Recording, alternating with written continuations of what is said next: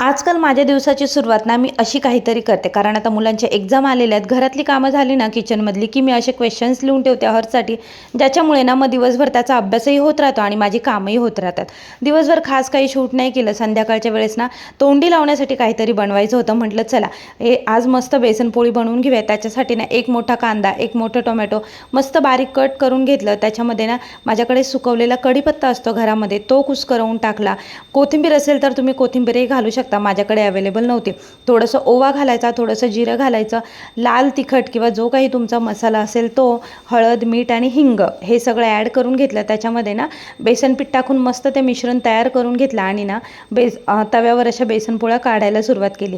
बेसनपोळी होतच होती तोपर्यंत म्हटलं चला एका साईडला ना स्वयंपाकाची जी काही भांडी आहेत ना ते पण घासून घेऊया.